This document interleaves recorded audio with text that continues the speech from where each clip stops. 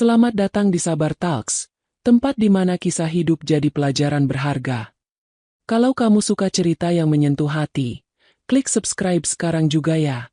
Jangan lupa like videonya, dan tulis di komentar kamu nonton dari mana. Siapa tahu, ada teman satu kota di sini. Dan sekarang, mari kita mulai kisah hari ini. Namaku Nadia, usia 32 tahun. Sejak 8 tahun lalu, aku menikah dengan Reza, pria yang dulu kupikir akan menjadi tempatku pulang selamanya. Kami dikaruniai seorang putra yang kini duduk di kelas 2 sekolah dasar. Dari luar, mungkin kami tampak seperti keluarga kecil yang bahagia. Tapi tidak semua kebahagiaan pantas dipercayai hanya dari senyuman di foto keluarga. Aku pertama kali tahu Reza berselingkuh saat aku sedang mencuci baju. Ponselnya tertinggal di meja makan, dan pesan dari seorang perempuan muncul begitu saja. Perempuan itu mengirim foto mereka berdua, duduk berdekatan di mobil, tangannya menggenggam tangan Reza. Ada emoji hati. Dan di bawahnya, pesan berbunyi, "Semalam aku masih bisa mencium bau sabunmu di bantalku." Rasanya seperti tertampar berkali-kali. Dunia yang tadinya kukira aman, tiba-tiba terasa seperti dikhianati dari segala arah. Kupandangi foto anakku yang tertempel di kulkas. Lalu kutelepon Reza. Suaraku gemetar, tapi tetap kukendalikan. "Reza, kamu pulang sekarang." Butuh waktu 1 jam hingga Reza tiba di rumah. Begitu masuk, aku menatapnya, lalu menyodorkan ponsel yang masih menampilkan pesan itu. Dia diam. Tak ada alasan. Tak ada penyangkalan. Air mataku jatuh lebih dulu daripada suaraku. Tapi anehnya, aku tak berteriak. Aku hanya duduk di lantai dapur. Tubuhku lemas. Jantungku seperti baru saja ditusuk dari dalam. Reza pun berlutut di depanku. Ia menangis. Tangannya menggenggam lututku. Aku salah, Nadia. Aku bodoh. Aku nggak tahu kenapa aku sampai seperti itu. Aku bisa saja menendangnya keluar dari rumah. Tapi kata-katanya, air matanya, membuatku goyah. Aku ingin membenci, tapi yang keluar dari bibirku justru kalimat yang kelak akan menjerumuskanku. Aku akan maafkan kamu, tapi jangan ulangi. Reza bersujud, menangis di kakiku. Katanya, aku perempuan terbaik yang pernah ia temui. Katanya, ia akan berubah. Katanya, ia akan berhenti bekerja di kantor itu agar tak bertemu lagi dengan perempuan itu. Katanya, ia akan membuktikan semua. Dan aku percaya. Beberapa minggu kemudian, Reza benar-benar resign. Ia jadi lebih banyak di rumah. Ia membantuku menjemput anak, memasak, bahkan membersihkan kamar mandi. Ia berubah. Atau, setidaknya begitu yang kulihat. Tapi luka yang pernah dibuat Reza itu tidak benar-benar sembuh. Aku mulai diam-diam memeriksa ponselnya. Aku tak lagi tidur serenyak dulu. Ada rasa curiga yang selalu mengintai, meski bibirku terus berkata, aku sudah memaafkannya. Suatu malam, saat aku terbangun karena mimpi buruk, aku melihat Reza duduk di balkon, menatap kosong ke jalan. Ia tak tahu aku memperhatikannya dari balik gorden. Dan yang kulihat di wajahnya bukan wajah suami yang menyesal, tapi seperti seseorang yang sedang menyembunyikan sesuatu. Keesokan harinya, ia bilang padaku, "Yuk, kita pindah. Mulai hidup baru. Di kota baru. Jauh dari semuanya." Aku bingung. Tapi Reza tampak sungguh-sungguh. Katanya, ia ingin benar-benar berubah dan memulai dari awal. "Kamu nggak percaya sama aku, ya?" Tanyanya waktu itu. Aku mengangguk pelan. Bukan karena yakin, tapi karena lelah. Lelah curiga, lelah menebak, lelah berpura-pura baik-baik saja. Kami pun pindah. Kota kecil yang cukup tenang. Reza mulai membuka usaha kecil. Katanya franchise minuman kekinian. Tapi semua atas namaku. Ia bilang, agar lebih mudah urusannya. Karena dulu ia sempat punya masalah dengan kredit bank. Ia meyakinkanku, kalau kamu yang tanda tangan, semua akan lancar. Aku percaya lagi, karena kupikir, cinta itu soal saling memulai kembali. Tapi entah mengapa, di malam-malam tertentu, aku sering bermimpi buruk. Tentang aku yang dikurung dalam ruangan gelap. Tentang Reza yang menghilang sambil tertawa. Dan aku baru tahu, mimpi buruk itu adalah pertanda. Pertanda bahwa luka yang kupendam, dan keputusan untuk memaafkan tanpa melihat perubahan yang nyata, akan menjadi kesalahanku yang paling fatal. Dan dari sinilah segalanya berubah. Mulanya tak ada yang janggal. Rumah kontrakan kami di kota kecil itu cukup nyaman. Suasana lingkungan lebih tenang dibandingkan Jakarta. Reza terlihat sangat sibuk dengan bisnis barunya. Ia mondar-mandir mengurus bahan baku, meeting dengan orang-orang yang tak ku kenal, lalu mengajakku datang ke kantor notaris untuk menandatangani sejumlah berkas. Aku pakai nama kamu semua ya, Nat.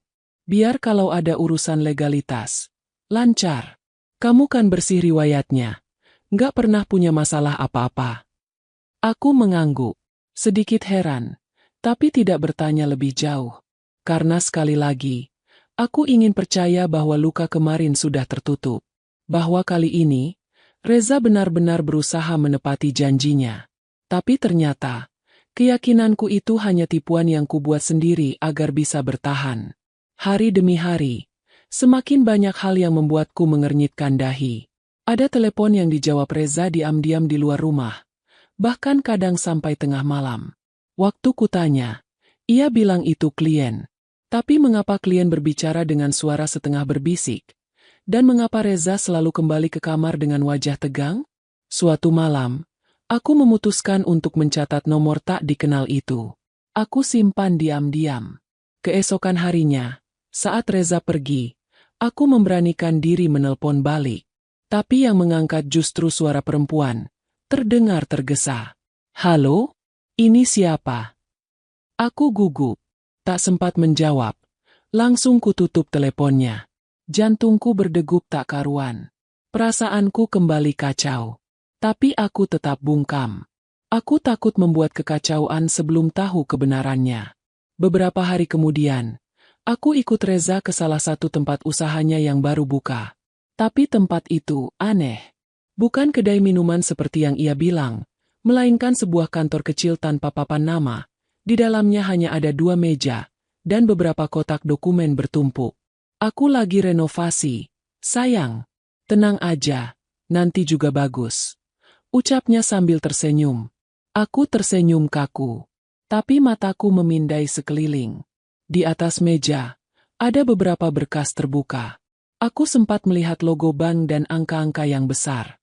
Tapi Reza segera menutup dokumen itu. Udah, yuk pulang. Kamu nggak usah repot mikirin hal teknis kayak gini. Fokus aja sama Alif di rumah. Aku diam. Tapi hatiku semakin tidak tenang.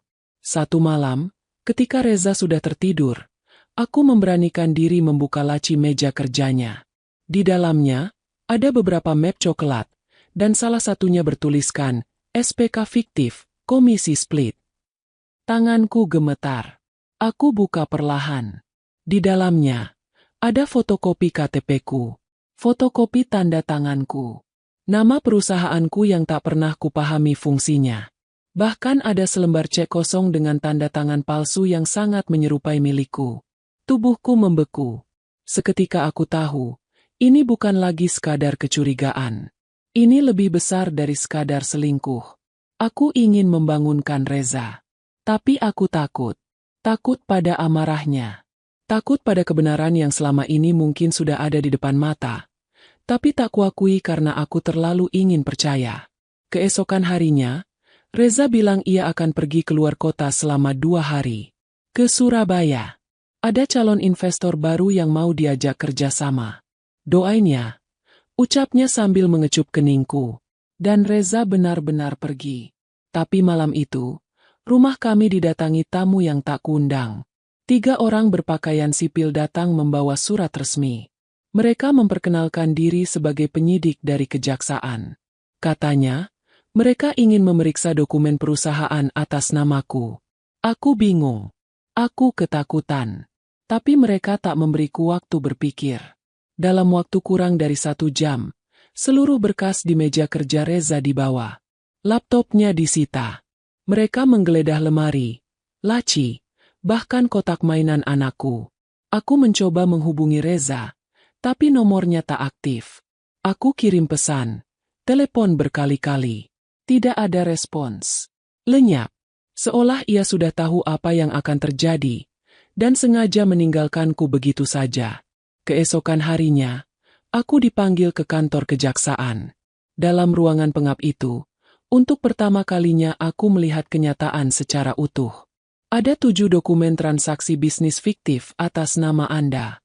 Ada dana ratusan juta yang masuk rekening Anda, lalu dipindahkan ke beberapa rekening lain, termasuk satu rekening atas nama Reza.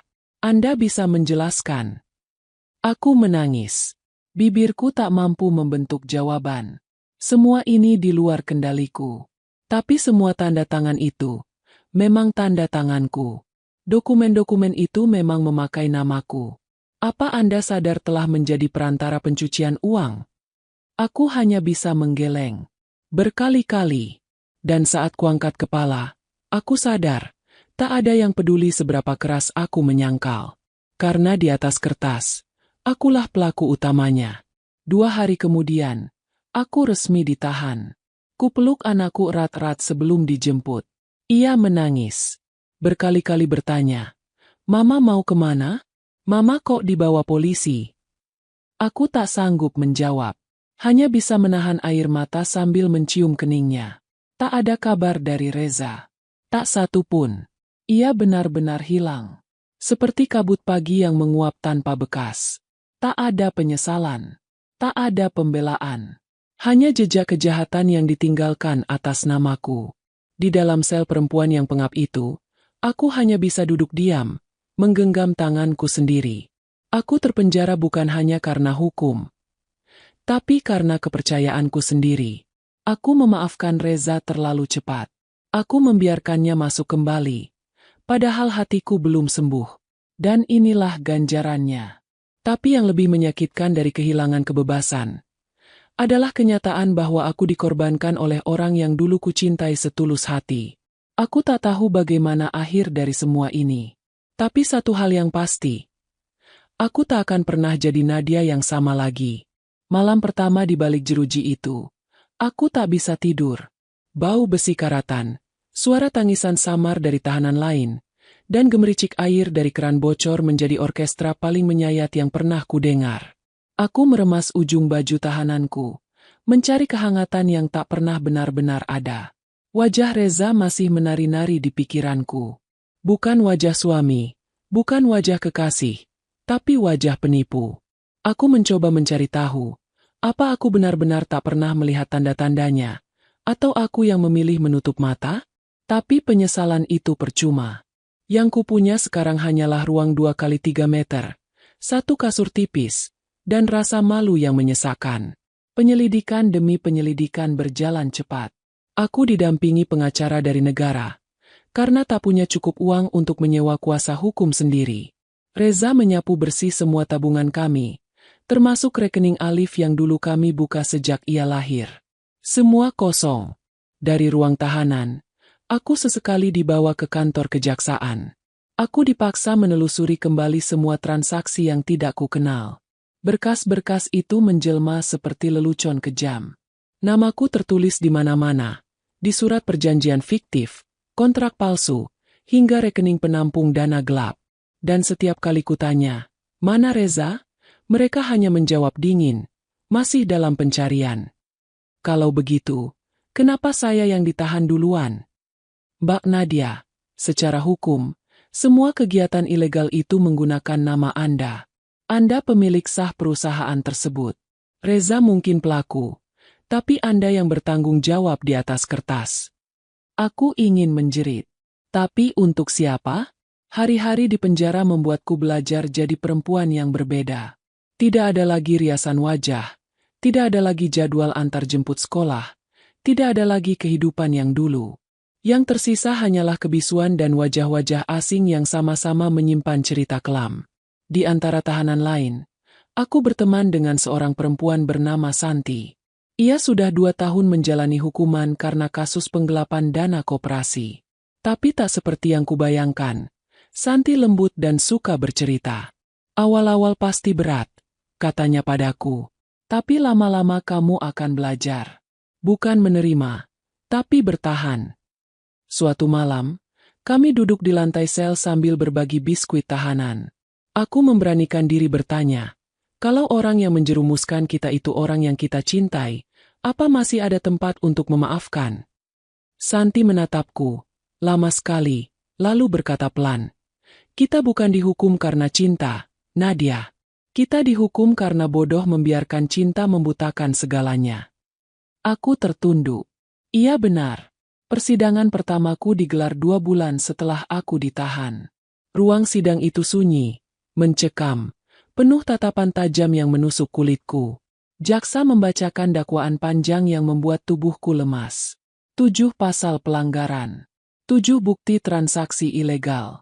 Semua atas nama Nadia Kartika, pemilik PT Langit Usaha Jaya. Perusahaan yang bahkan tak pernah kupahami isinya. Dan di bangku pengunjung, tak ada siapa-siapa. Tak ada Reza. Tak ada keluarga. Hanya kursi-kursi kosong dan rasa sepi yang menertawakanku dari segala penjuru. Hari-hari berikutnya, aku habiskan dengan menggali setiap detail kecil dari masa lalu. Aku ingat, ada satu flash disk milik Reza yang dulu pernah ia sembunyikan di laci bawah lemari. Entah kenapa aku mengingatnya sekarang. Saat pengacara bertanya apakah ada bukti lain yang bisa membantuku, aku sampaikan soal flash disk itu. Tim penyidik pun mencari ke rumah kontrakan kami yang sudah disegel. Dan benar saja, benda itu ditemukan. Isinya? Dokumen-dokumen rahasia, rekaman suara, dan video Reza sedang berbicara dengan seseorang, menjelaskan skema bisnis fiktif, lengkap dengan bagan alur uang. Wajahnya jelas, suaranya gamblang. Ia bahkan menyebut namaku. Nadia nggak ngerti apa-apa. Gue pakai nama dia aja biar aman. Semua transaksi masuk lewat dia. Jadi kalau ada apa-apa, ya biar dia yang tanggung. Dia istri gue. Harusnya bantu, kan? Darahku mendidih. Bagaimana bisa seseorang yang dulu bersumpah akan melindungiku, kini bicara tentangku seperti aku ini pion catur yang bisa dikorbankan kapan saja? Rekaman itu menjadi senjata pembelaan. Tapi proses hukum tidak semudah itu. Meski bukti memberatkannya cukup kuat, jaksa tetap menuntutku dengan alasan, aku telah menandatangani semua dokumen, tanpa paksaan. Dan karena itu, aku tetap harus menjalani proses hukum. Tetap harus mempertanggungjawabkan kelalaianku sendiri. 3 bulan sejak ditahan, akhirnya vonis dijatuhkan. 4 tahun penjara. 4 tahun yang harus kujalani karena satu kesalahan paling besar dalam hidupku. Terlalu cepat memaafkan seseorang yang belum pantas dimaafkan. Di dalam sel, aku duduk memeluk lututku. Rasanya seperti tubuh ini habis dilindas kereta. Tapi tangisan tak lagi keluar. Aku bahkan terlalu lelah untuk menangis. Yang ada hanyalah bayangan Alif. Wajah kecil yang kini entah diasuh oleh siapa. Mungkin ibuku. Mungkin adik perempuanku. Tapi yang jelas, bukan ayahnya. Dan entah kemana Reza pergi membawa semua uang dan kehormatan yang ia renggut dariku. Yang ku tahu, jika suatu hari kami dipertemukan kembali, aku tak akan lagi menjadi istri yang sama. Karena rumah yang kutinggali bersamanya dulu ternyata bukan rumah, tapi jebakan yang kubangun sendiri. Dengan tangan dan cinta yang kupaksakan. Dan kini aku membayar semuanya dengan sisa hidup yang takkan pernah kembali seperti semula. Sejak hari vonis itu, aku tak lagi bangun dengan rasa harap. Yang tersisa hanya rutinitas dingin dan tumpukan hari yang tak bisa kucegah datangnya. Aku mulai menghafal suara derap sepatu sipir, aroma busuk dari kamar mandi sel yang mampet, dan angka-angka tanggal yang kian tak berarti. 4 tahun. 1460 hari. Tapi siapa yang menghitung? Yang membuatku tetap bernapas. Hanyalah Alif. Setiap kali ku sentuh dinding sel, aku membayangkan sedang menyentuh pipinya. Setiap malam, aku berdoa agar ia tidur nyenyak, meski tanpa dongeng dariku. Aku tahu, ibuku membawa Alif pulang ke kampung. Itu kabar terakhir yang kudengar dari petugas yang mengantar surat. Aku menulis surat untuknya hampir setiap minggu, meski tak tahu apakah dibacakan atau disimpan begitu saja. Dalam suratku, aku tidak pernah menceritakan kenyataan. Aku hanya bilang bahwa Mama sedang kerja jauh dan akan pulang membawa hadiah besar. Padahal, aku bahkan tak bisa membawa diriku sendiri kembali utuh. Di tahun pertamaku menjalani hukuman, satu hal aneh terjadi. Suatu pagi, penjaga memanggilku dari ruang kantor administrasi. Aku pikir akan ada sidang banding atau pemeriksaan tambahan. Tapi yang kutemukan hanyalah sebuah surat, tergeletak dalam map putih, tanpa nama pengirim. Kugenggam map itu dengan tangan gemetar. Begitu kubuka, mataku membelalak. Di dalamnya, ada selembar surat dengan kop kantor notaris. Surat itu menyatakan bahwa aku, Nadia Kartika, secara sah dan tanpa sepengetahuan telah dijadikan pemegang saham tunggal dari 6 perusahaan cangkang yang semuanya kini dibekukan karena pelanggaran hukum berat. Tertanggal seminggu sebelum Reza menghilang. Dan di bawahnya, ada tanda tangan Reza. Tulisan tangannya tak berubah. Tegas dan miring sedikit ke kanan. Tapi ada sesuatu yang berbeda. Di sudut bawah, ada tulisan kecil, seperti catatan pribadi yang mungkin tak sengaja tertinggal. Maaf, tapi kamu terlalu mudah dikuasai. Kalimat itu seperti pisau yang ditancapkan perlahan ke dalam dadaku. Ku peluk surat itu. Ku peluk erat-erat. Lalu ku tertawa. Tertawa dalam keheningan yang menggema. Sampai beberapa tahanan lain menatapku seperti aku sudah kehilangan akal. Mungkin memang sudah. Tapi bukan karena ruang ini. Bukan karena jeruji ini. Aku kehilangan akal karena hatiku pernah mempercayai monster yang menyamar sebagai suami. Waktu terus berjalan. Aku mulai terbiasa dengan kehidupan penjara. Beberapa petugas mulai memanggilku, Bu Nadia, karena aku sering membantu napi lain yang buta huruf untuk menulis surat ke keluarganya. Aku bahkan dipercaya mengajar keterampilan merangkai bunga dari kertas daur ulang setiap Sabtu sore. Tapi dalam diam, aku menyimpan satu misi. Aku ingin Reza ditemukan. Bukan untuk balas dendam, tapi untuk kebenaran.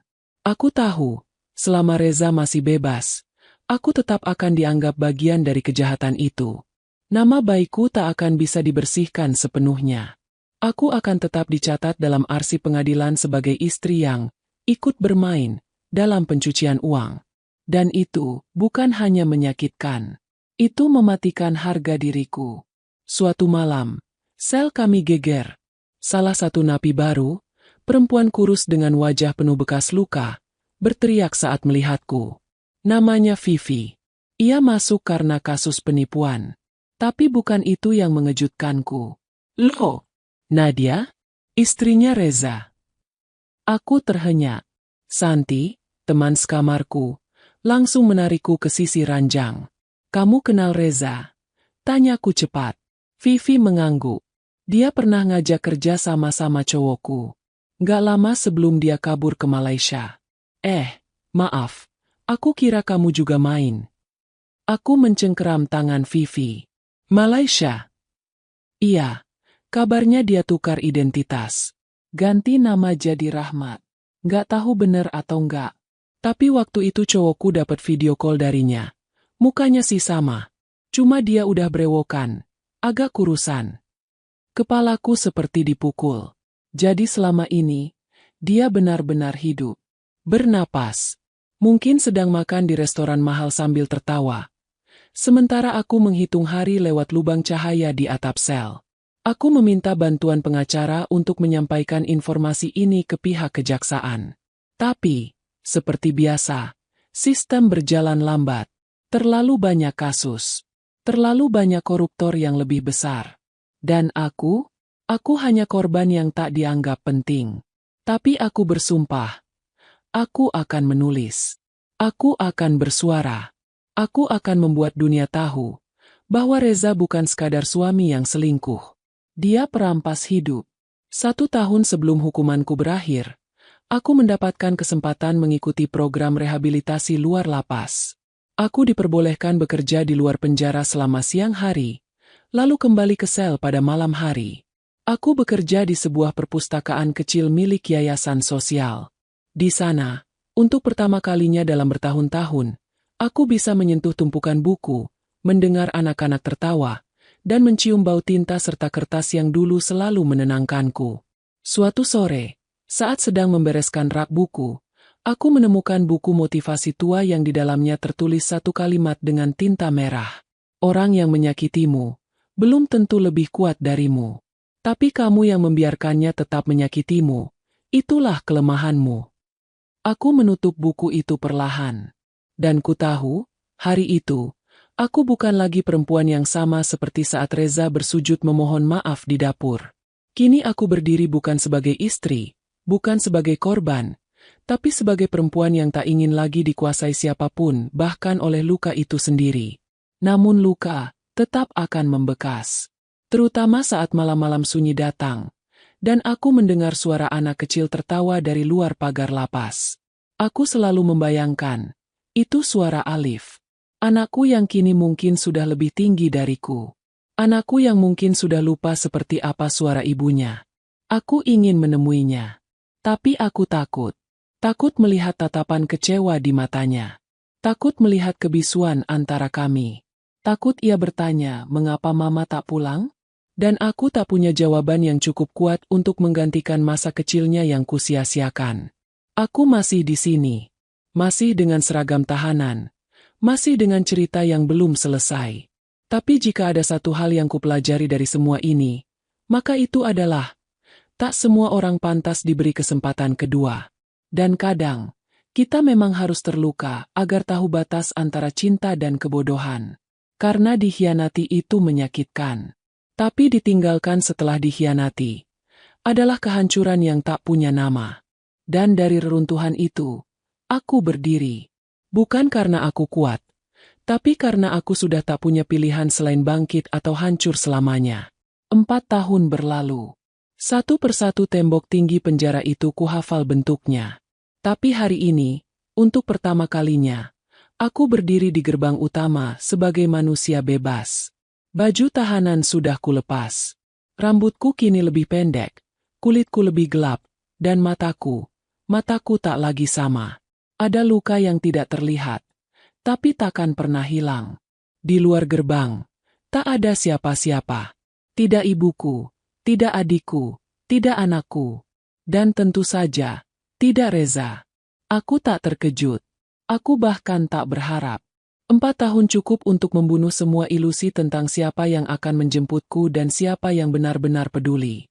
Ku peluk tas plastik berisi barang-barangku. Sebuah jilbab lusuh, buku tulis yang penuh coretan surat untuk Alif, dan selembar foto lama. Aku, Reza, dan Alif di pantai, saat dunia masih terlihat bisa dipercaya. Langkahku berat, tapi pasti. Kota sudah banyak berubah.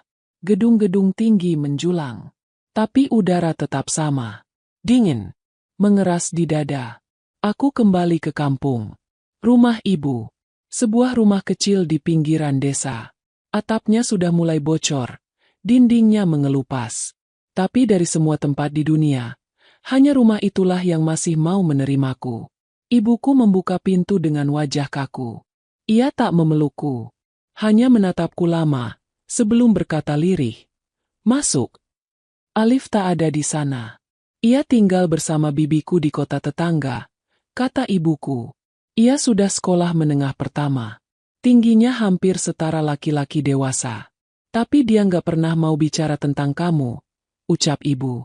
Kutatap langit-langit rumah yang penuh jaring laba-laba. Rupanya, waktu bisa menghapus lebih cepat dari yang kuduga. Hari-hari pertama kebebasanku kulewati seperti bayangan.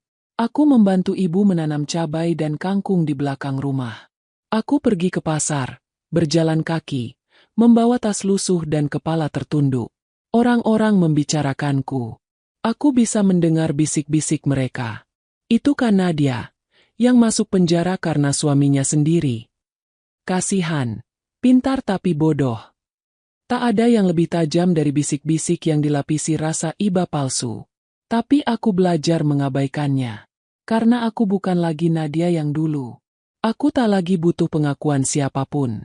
Yang kubutuhkan hanyalah satu hal, bertemu Alif. Tapi pertemuan itu tak semudah membuka pintu dan memeluknya. Alif bukan anak kecil yang bisa dibujuk dengan permen. Ia sudah cukup besar untuk mengerti dan membenci. Aku menunggu di depan sekolahnya. Dari kejauhan, kulihat ia berjalan keluar bersama teman-temannya. Tuh, wajahnya seperti Reza.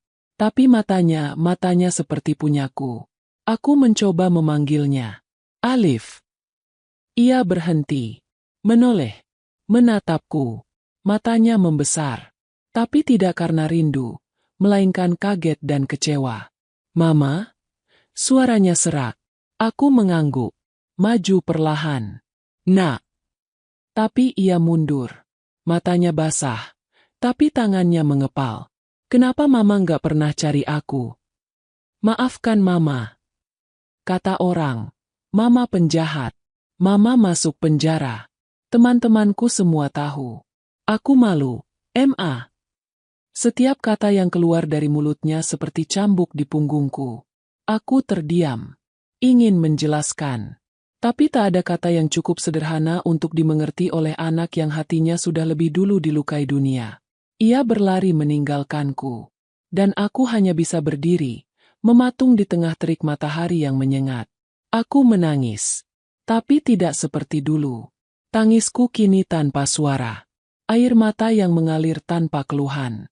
Karena di titik ini, aku tahu tidak semua luka bisa disembuhkan dengan permintaan maaf.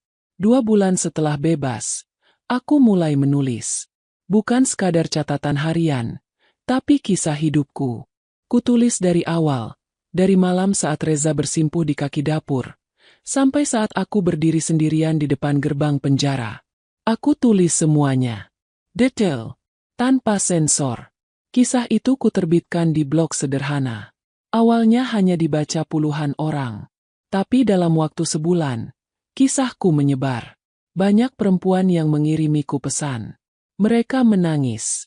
Mereka berkata, kisahmu kisahku juga. Beberapa penerbit menghubungiku. Tapi aku tolak.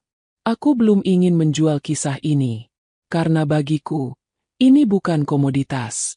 Ini pengakuan. Namun, dari sana, hidupku perlahan berubah. Sebuah yayasan perempuan mengajakku bergabung sebagai narasumber untuk kampanye kesadaran hukum bagi ibu rumah tangga. Aku menerima. Aku ingin semua perempuan tahu bahwa cinta yang membutakan bisa berujung petaka.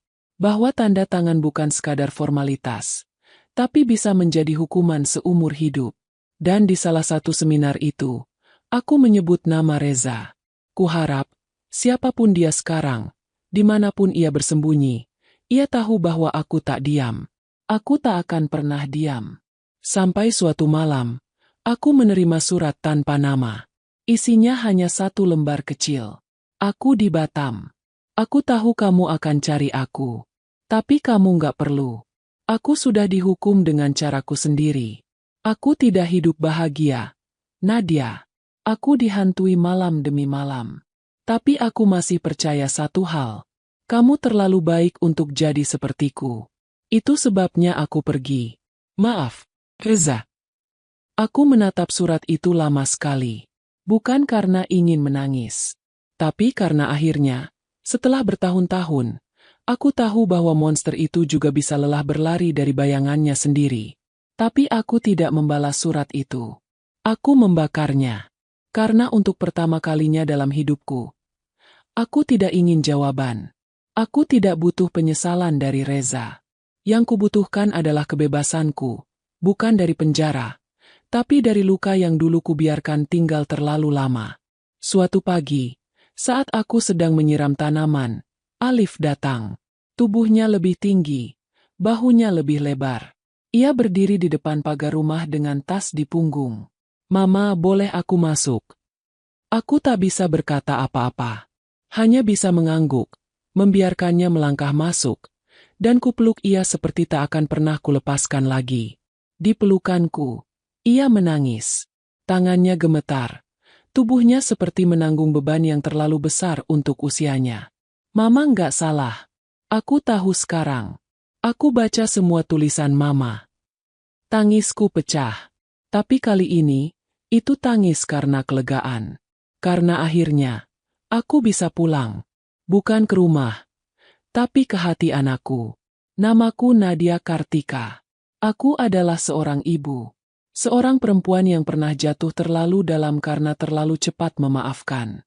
Tapi aku tidak menyesal. Karena dari luka itu, aku lahir kembali bukan sebagai perempuan yang lebih kuat,